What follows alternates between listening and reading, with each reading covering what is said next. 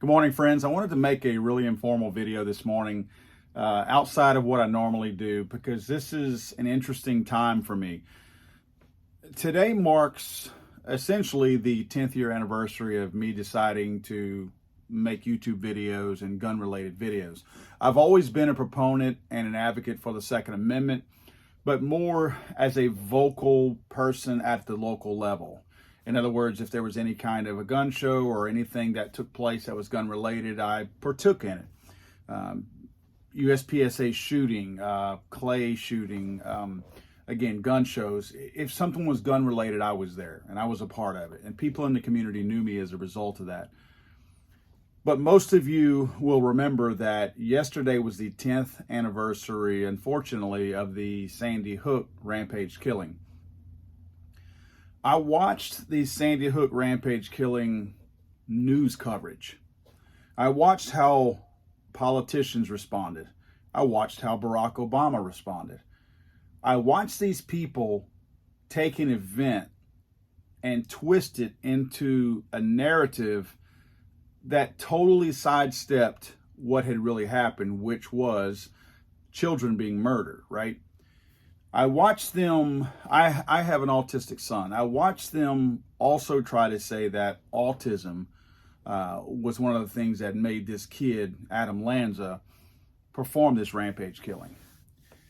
That really bothered me. That probably lit a fire in me that made me look at the overall picture, probably a little bit more specific. But as I watched all this coverage, I noticed how there was no representation on the gun rights side. It was one of those things where you watched people attack people like me who had done nothing wrong. We were gun owners. We still are gun owners, obviously, but we were gun owners. We had done nothing wrong. We had committed no crimes.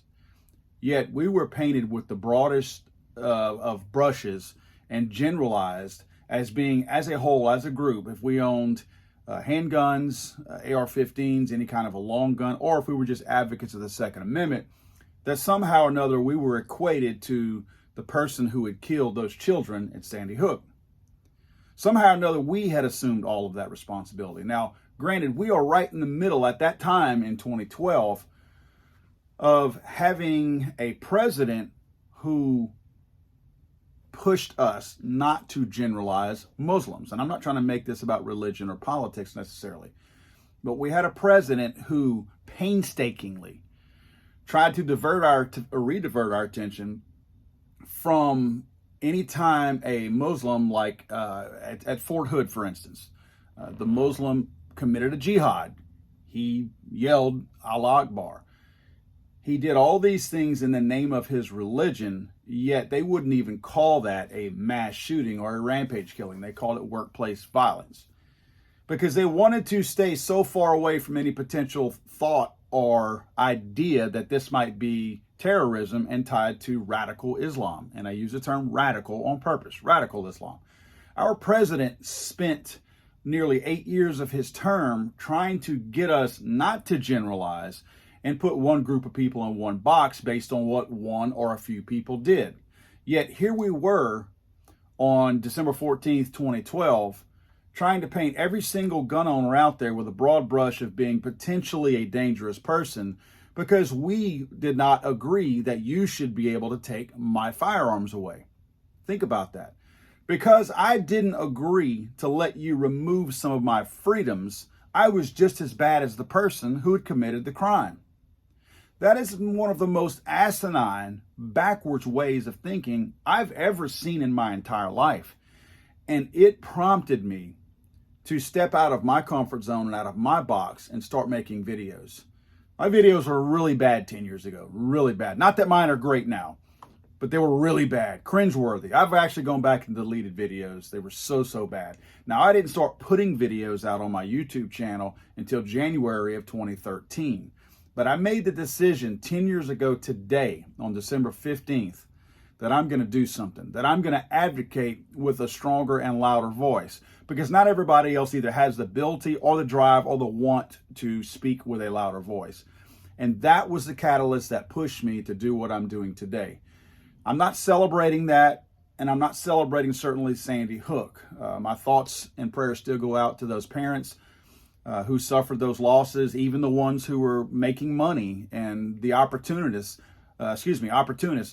who took their own personal tragedies and turned it into a way to make a lot of money for their families. And yes, there are those that did that. I'm sorry.